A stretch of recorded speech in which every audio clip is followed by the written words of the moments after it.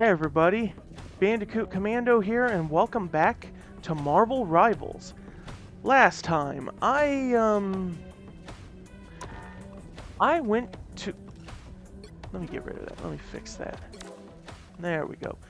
I went to Times Square, and it turns out there's now a Krakoan gateway that will take you to the Hellfire Bay. And it's for a nice little summer event thing that's going on for the game.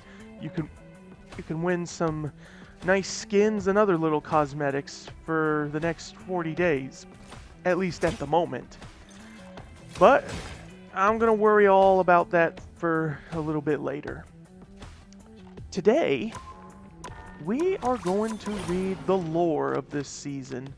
So here's the thing. The first half, when it came to the first half with this one here, with the Sins of Alchemax, it was up till here. This was the final page that you could get in the Battle Pass. The next page came when the second half of Season 8 dropped. So, the problem is, it's the final page for that, and the several pages actually contend and pick up with the storyline here. Because after, this was the final image here when Season 4 launched. But they added some new stuff here to act as a continuation of that, and I think it does resolve the storyline here. So what I'm going to do for this is that I'm going to read the Sins of Alchemax first, and then once we get through those pages, I'll then go to this one and read those new images, and then I'll read the final one here. So, let us begin. Back some, and here we are. The Sins of Alchemax, Under the Same Moon. Life is crazy. 1 minute, you're riding on the back of a giant dinosaur, fighting crime in the Lower East Side.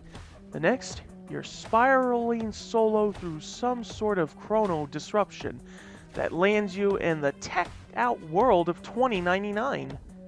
Good times. For a girl genius like me, getting to see the future should have been a dream come true. But it wasn't the same without Devil by my side. From the day he came through that portal from the prehistoric past, my baby boy and I barely spent a minute apart. And suddenly, we had 7.5 decades between us. I knew I couldn't get back home to my era on my own. So I totally lucked out when Cyclops found me. But then Alchemax showed up and recruited us. Well, recruited isn't exactly the right word. More like identified our chrono signatures and forcefully took us into custody. Not sure what they did with Psych, but they made me help develop their company's latest initiative. Since I was using them just as much as they were using me, though, I figured it would all balance out in the end. They had me working on something they called the Era of Heroes project. Honestly, I'm still not sure what it's all about. Most of the details are classified way above my clearance level. But none of that really mattered to me, because I was too busy researching a crystalline byproduct of the time stream entanglement called chronovium. And the variant that Alchemax had was infused with energy from an extra-dimensional source, making it exponentially more powerful. Alchemax said it was powered by the punch dimension, a reality filled to the brim with pure concussive force. Only a few people on Earth had ever accessed it. What a load of hooey!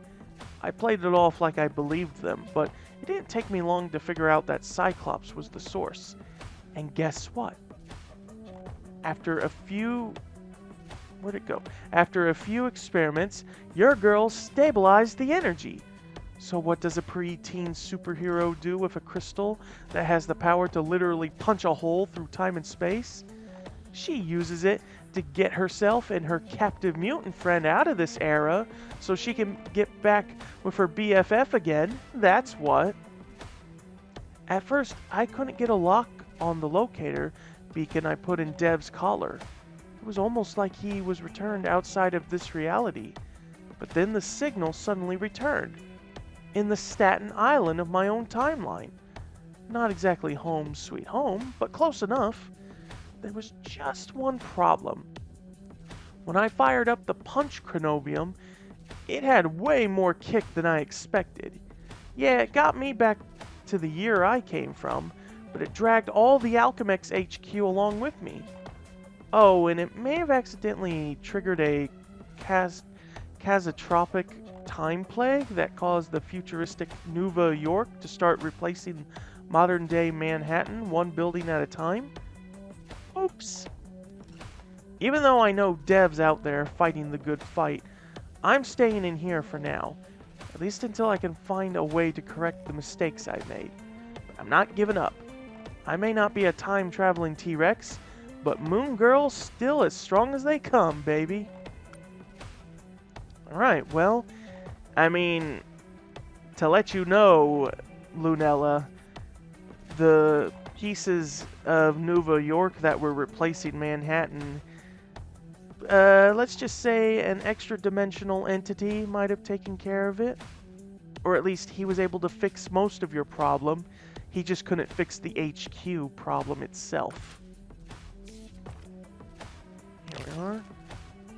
Adventure Capital. Oh, I thought this was going to be Cyclops talking. Ladies and gentlemen of the board, I know you all have questions about our recent activity, and I assure you, as Vice President of Alchemax, I have the answers you're looking for. Whether or not I'm able to share them with you is another story altogether. In fact, some are so classified that even I had to sign an NDA. Tyler Stone sworn to secrecy. Can you imagine? What I can tell you is this. Since the mutant nation of Krakoa arrived in our timeline, Alchemax has seen fierce competition with their Hellfire Trading Company in several of our strongest sectors. Where we were once the world's most dominant commercial force, our sales were destabilized thanks to the deals being cut by Emma Frost and her Hellfire Protocol. Just a band of corporate marauders from an outdated bunch of misfits. Nevertheless, their antics caused projected profits for the fiscal year of 2099 to drop nearly 300%. In a stroke of genius, I decided to beat Krakoa at its own game. If they can come from the past to take over the future, why couldn't we do the same in reverse? All Alchemax would need to do is harness the energy of the time stream entanglement to gain access to other timelines. Then we can colonize any era we desired, just as the East India Company once colonized India. That is not a good way to compare. That is not a good comparison to make. Just saying. History or not. After we establish a foothold in each of these new territories across time, we would be able to introduce our revolutionary technologies. The people of those eras would hail us as saviors, unaware that we were stripping them of their resources. Our own scientists were unable to unlock the power necessary to deliver us across the threshold of time itself, so I brought in some outside assistance from two time-lost heroes. The first was a young girl by the name of Lunella Lafayette. Despite her age, she was lauded as one of the most brilliant minds of her era. Yet even with the future at her fingertips, she desired nothing more than to return home. We offered her every tool she could possibly need to open the door back, so we can follow close behind. The other was one of Emma Frost's own, a mutant with access to a limitless source of power from another reality. He was the key to powering up our chronovium samples to levels that would make our goals attainable. And little did Moon Girl realize that the entire time she was searching for a scientific solution to travel back through time, she was experimenting on one of her fellow heroes. Though Miss Lafayette achieved her goal and returned to her native timeline, she felt her experiment had less than satisfactory side effects. In truth, however, the time displacement of Alchemax HQ was part of our plan from the start. And while we all watch the events unfold from here in the safety of our own timeline, we can confidently move forward with the next stage of our expansion plan. As far as I'm concerned, the future of Alchemax is the past. Okay then, I don't know who this person was, other than the fact... Oh, it was Tyler Stone, because after I was reading this, and it's like, Tyler Stone sworn to secrecy. Yeah, it was Tyler Stone that was speaking. He's the CEO of Alchemax, though, I believe. Alright, next one here. Hostile takeover. I'm not sure who's speaking.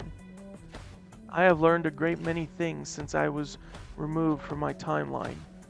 For instance, when a mutant has... Oh, this might be I think this might be Psylocke. I have learned a great many things since I was removed from my timeline. For instance, when a mutant as powerful as Jean Grey calls for help, there is no doubt that the situation is dire. So when her voice suddenly echoed in my mind, "Psy, we need you, now!" I knew that the battle ahead would be fierce. I had no idea, however, that the foes we were destined to face would be familiar ones.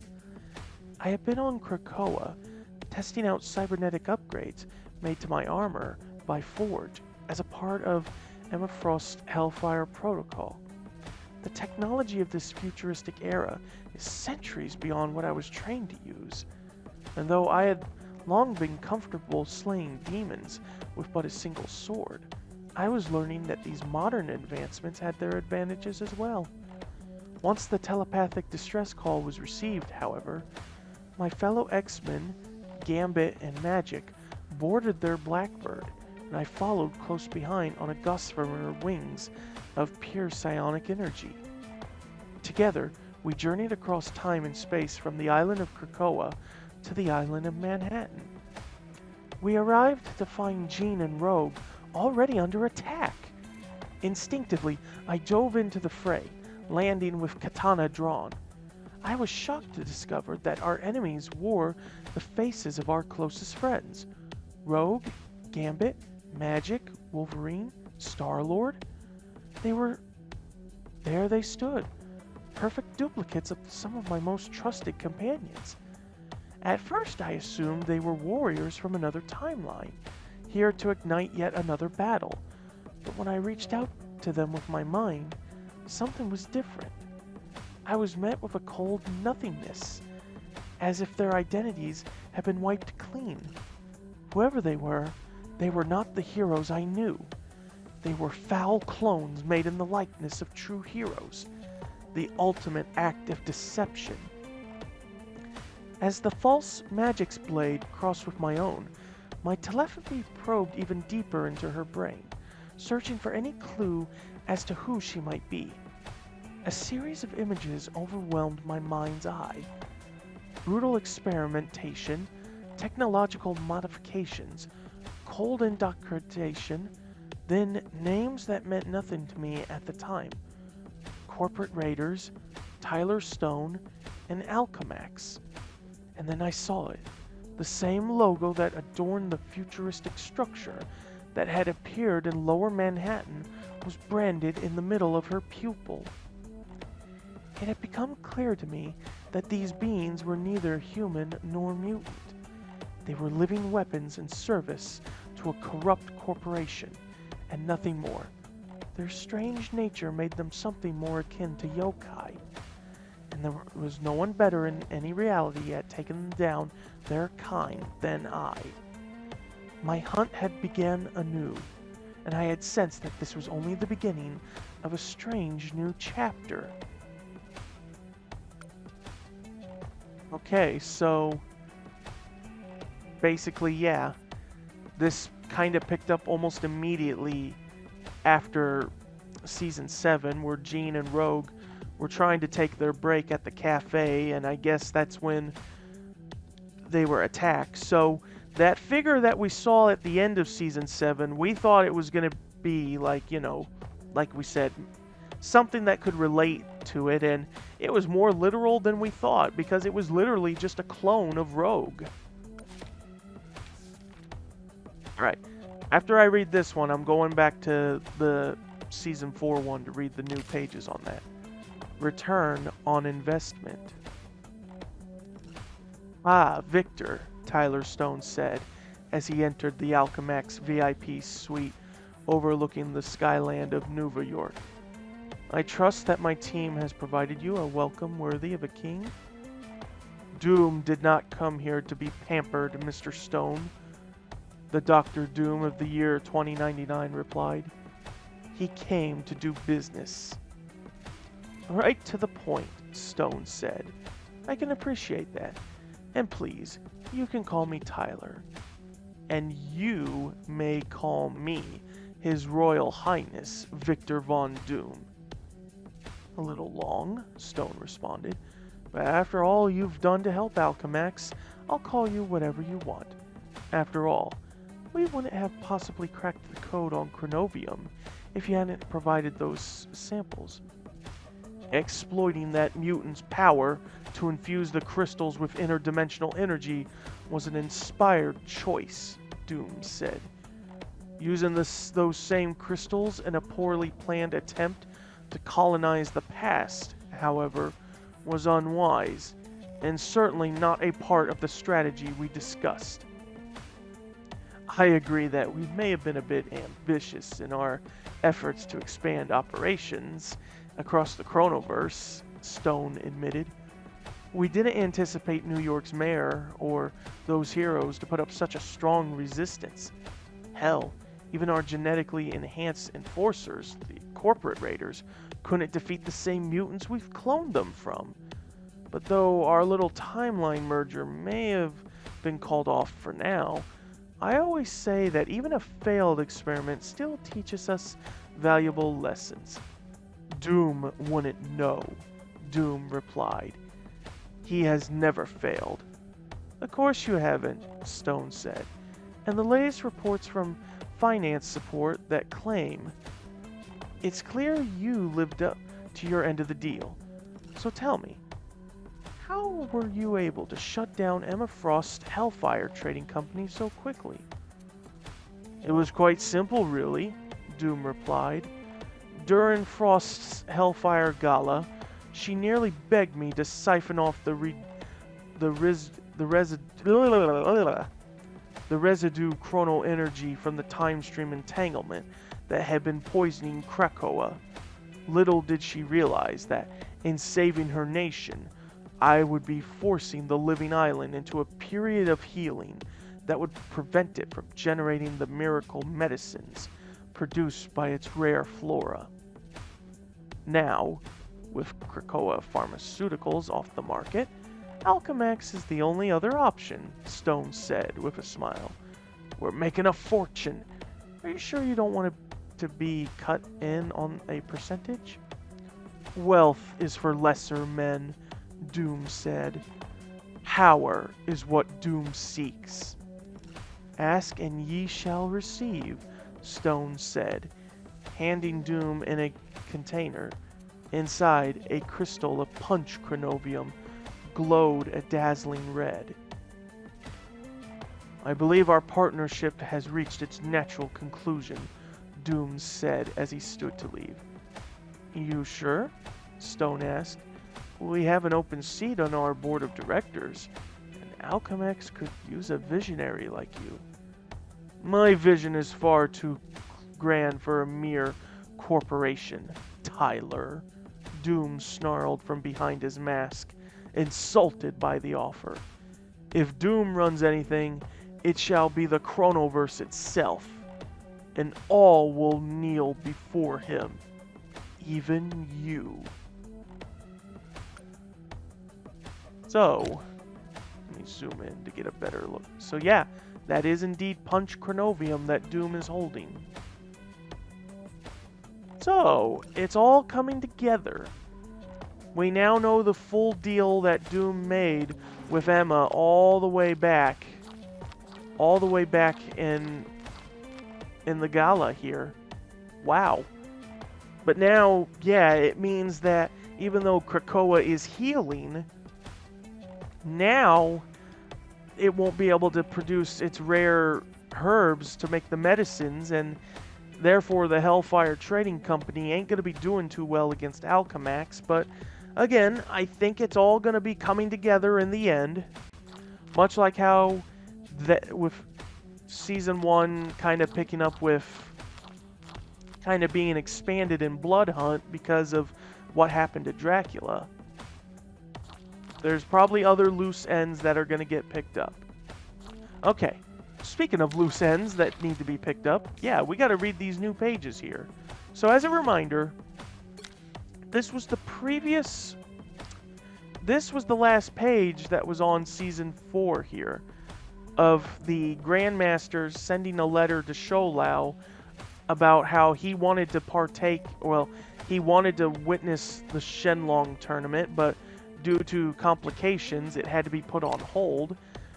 So that's when he sent a playing card with Sholau's soul and chi in it. So, let's see how this will go now that everything is here. Okay. Gateways to Victory. I'm going to assume this might be Sholau speaking. Not long ago, a mortal called Dr. Doom came to Kunlun and challenged my Iron Fist's place as its protector. In response to this affront, I, Sholau the Undying, organized the Shenlong tournament to give my champion a chance to defend his title. Whoever triumphs and claims my chi will be named the one true Iron Fist. I pray Linley is up to the task. Along with his fellow immortal weapons, Iron Fist entered the Shenlong arena, anticipating the battle of a lifetime. The tournament I crafted would not disappoint. The first 7 rounds were grueling, leaving the warriors battered and bruised as they traded wins and losses. But for a martial arts master like my disciple, this was the easy part. The trial of wisdom was their final gauntlet. Each immortal weapon had to find their way through an ancient tower, navigating a complex maze that was constantly shifting. Scattered along the way, they encountered an array of gates that can only be unlocked by solving puzzles or facing unexpected challenges to push them to their limits, mentally and physically. I am told the one called Black Widow would have loved it. A shame she lost her status as an immortal weapon when her patron, Shan Zishu the Mountain Spider, was killed by an unknown assailant. In theory, my fellow immortal beasts should be reborn again, just as I am. But something feels different this time. I suppose that is a problem for after the tournament, though. Well, that definitely has a lot of questions, but we'll see for that later. Wolverine, now Dog Brother X of the Undercity, chose to enter the Shield Gate and found himself face to face with Chiyu's demon army. Their battle was brutal and bloody, and eventually Logan collapsed from exhaustion. If only he had known that his trial required him to maintain inner peace in the face of chaos, rather than lose himself in the thrill of battle, he might have claimed victory. Zegambo's Queen of Orphans, Storm, passed through the Shang Gate and found a wounded beast. Driven by her boundless compassion, she called upon nature's healing energy to revive it, only to have the ferocious Yazi strike her down the moment it recovered. When the shelled cobra Ping Lei attempted to open the Jing Gate, he was given a simple riddle by a monk. Unfortunately, even though Groot knew the answer, he had no way of saying it out loud. I can only imagine that all who dwell in Kungzi were shocked when their crane champion, Loki, disappeared after entering the Kai Gate. Perhaps Yggdrasild's trickster felt at home in the puzzle tower and decided to stay. But from what I have seen of him, I have a feeling there is more to the story. Daredevil and Angela, representing the 8th City and Tiger Island respectively, both went through the Jing Gate and were tasked with opening an intricate Luban box. After multiple failed attempts to solve the puzzle, Tiger's beautiful daughter tried to smash it open, earning her disqualification. Dizong, however, used his enhanced hearing to map out the box's eternal structures, cracking the code and earning his ticket out. Meanwhile, my Iron Fist had crossed through the Sea Gate, only to find himself transported to a familiar cliffside, the same one where a demonic Kumio had once sent him plummeting to his doom. It was one of his greatest defeats, and my champion was forced to relive it, but he soon realized it was only an illusion. He had centered himself and overcame his fear, ultimately vanquishing the creature and finding the path to victory. 7 warriors entered, 2 emerged, but if this was meant to be the final trial, then who shall claim the final prize? I gotta say, it was kinda unfair to see how some of these trials were literally rigged against them. Like Wolverine, all he had to do was pretty much not fight. Just maintain peace and not fight. And then Groot was really like a case of being, played against. He knew the answer to the riddle, but he could not actually verbally give it to him because he needs to hear the answer. Not hear, I am Groot, which is to translate that answer. And then for Storm, with her puzzle, I would assume all she would have to do is not heal the beast. That way, that's all she would have to do. And then for Angela and Daredevil, Angela, we know how headstrong she is, so it was all played against.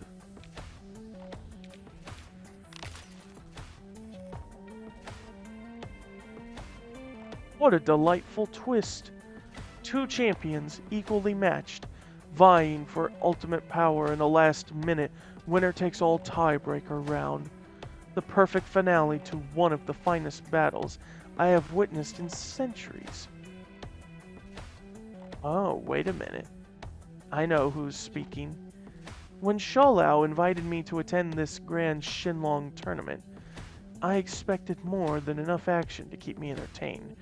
However, even I, Edwin Gust, the Grandmaster, could not have anticipated the thrills that would unfold. This was no standard superpowered slugfest. It was a true test of body, mind, and spirit for some of the very finest warriors in the Chronoverse. And I was fortunate enough to have received a VIP ticket. I am eternally grateful that Sholau took his time to properly prepare for this contest, as I dealt with the chaos of my fellow elders of the universe unleashed in our cosmic paradise. I certainly would have not wanted to miss this. But would have thought that two contestants would overcome the trial of wisdom? Certainly not I. What was supposed to be the event's climax instead set the stage for an epic final showdown. And the duel of combatants who remain are clearly not pulling any punches. The defending champion is Kunlung's own Iron Fist, Linlei, though I am told the legitimacy of his title was the very reason this competition was initiated in the first place. He is fighting with all the fury one would expect of a true immortal weapon. Not only is he harnessing the full might of Sholau's chi, He is also manifesting fragments of an ancient blade from within his body. The Sword of Fushi. Wait, what's this? His opponent, Daredevil, the guardian of the 8th city, has somehow forced the shards of the sacred sword from Linlei's arms with a single strike. This will assuredly turn the tide of battle in the horned human's favor. Linlei might as well forfeit soon. Or before. Seems I spoke too soon. The boy isn't backing down, and dare I say, it looks as though he is harnessing the chi of Sholau with even more skill than before? Could it be that his focus was split between his two weapons, and now he has found some much needed clarity? Well, whatever the case, the protector of Kunlun seems to have gained the upper hand. Well, fist. Still, Daredevil refuses to yield. He is unleashing the full fury of the demon inside, and something more. The power he is manifesting seems reminiscent of the Iron Fist itself. Is that the chi of Yinglong? I thought that nasty old dragon was entombed centuries ago. It may very well be enough to counter the Iron Fist's most lethal strike. No! Linlei delivers a crushing blow that his opponent never saw coming. The Iron Fist wins and maintains his title. Thank goodness I bet on the boy. I will be returning to the Grand Garden with an absolute fortune. But even better, I will hold on to the memory of this once-in-a-millennia event. Bravo, Sholau! May no one ever doubt your champion again. Long live the Iron Fist! Okay, yeah, that's the Grandmaster. That's him watching on the events. The fact that he apparently placed a bet and won, well, I mean, someone got a happy ending.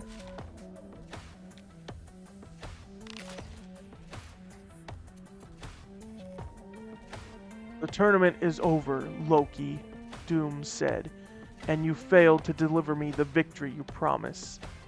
In the arena, perhaps, Victor, Loki replied with a smirk, but my triumphs are rarely claimed on the battlefield. Linlei may have passed the dragon's test, but the power still ended up in my hands. Loki raised his fist, which began to glow with brilliant energy. The chi of Sholau? Doom exclaimed. How? Quite simple, really, Loki replied, at least for someone as crafty as I. You see, I entered the Shenlong tournament with every intent to fight until the end. I assumed my ancient magic would easily counter all the punching and kicking, but the other immortal weapons were far stronger than I anticipated. And after a few rounds, well, I simply got bored with all the fisticuffs. If I could not outfight these champions, then I would have to outsmart them. And the opportunity presented itself in our final test. The trial of wisdom, Doom said. Indeed, Loki continued.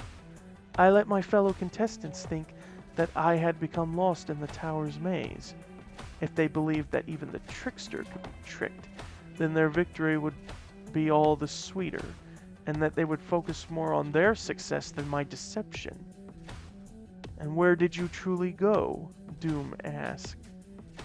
I explored the tower, solved some riddles, learned a few new tricks that might come in handy down the road, Loki continued. As I bided my time, Daredevil and Iron Fist were doing the hard work for me, beating each other senseless to determine who would claim the prize. In the end, the false Iron Fist was chosen to become the true Iron Fist at last. None would be able to challenge to his legitimacy ever again, unless someone reaped the spoils before they were given. The chi of Sholau is not given, Doom mused. It is taken.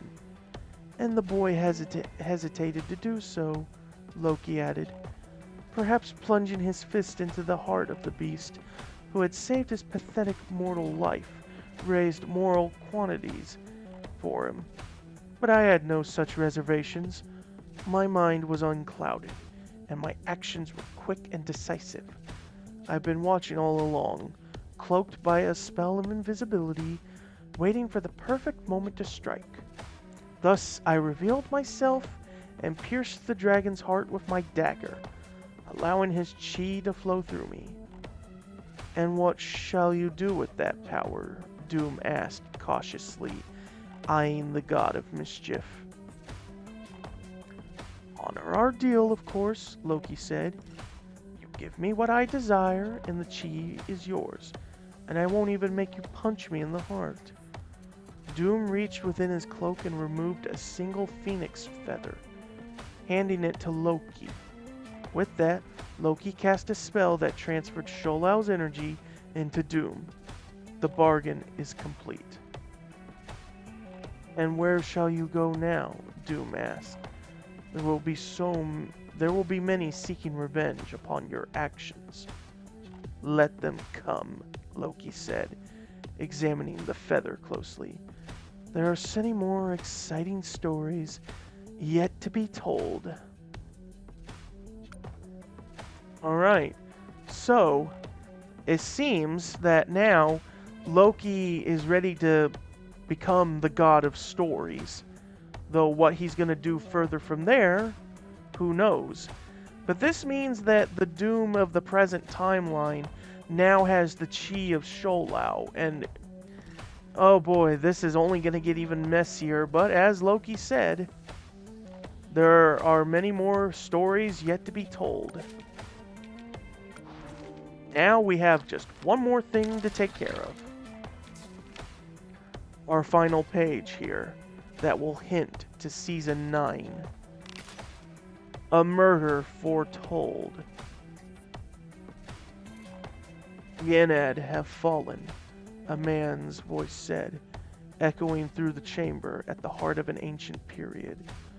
"Slaughtered in their own temple within the divine space. Only Khonshu survives, and the god of the moon is now less sane than ever." "That's saying a lot, boss," a young woman replied. "Pretty sure the only one more broken than that old bird skull creep is his fist of vengeance." "Indeed, the old gods and those who worship them have failed this world time and time again.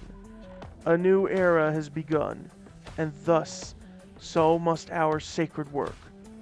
Those who are too weak to survive no longer serve a purpose. I must harvest what little faith still powers them, and use it to ascend.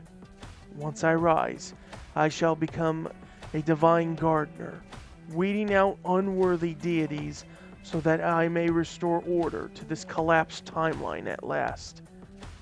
"That sounds extremely on brand for you. What about me?"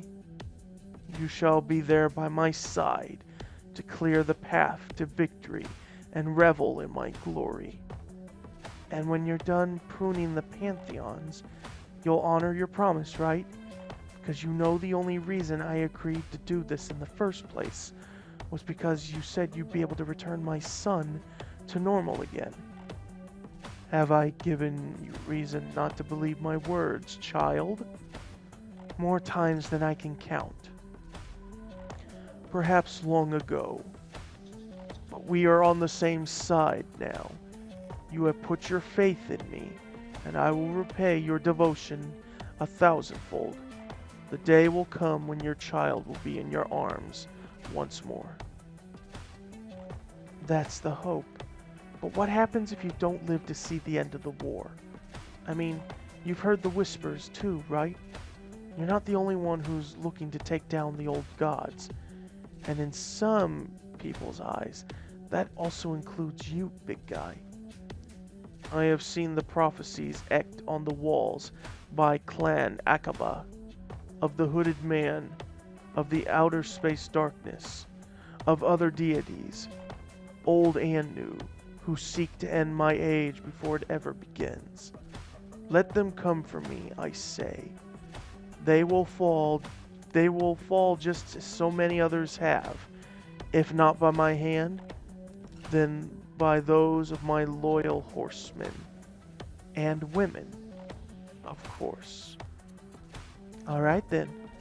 Let's get this ascension over with already. You bring the divine justice, I'll bring the fireworks. And there we have it. Apocalypse. The man himself, one of the X-Men's greatest foes. We already have our hints of who we're getting for the next season. Jubilee. Only one person would bring in the fireworks, and that would be Jubilee. But as for our second... I pressed square by accident, yeah.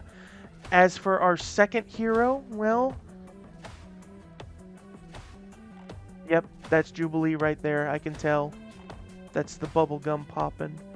So then that just leaves who our other one is, and our other one would have to be, well, it mentions of the hooded man of the outer space darkness, of the deities, old and new. Of the hooded man and of the outer darkness. This can refer to either the Hood, which I believe is the case, Parker Robbins, or it could refer to Gore the God Butcher. If it ain't one of the two, the other will certainly come after.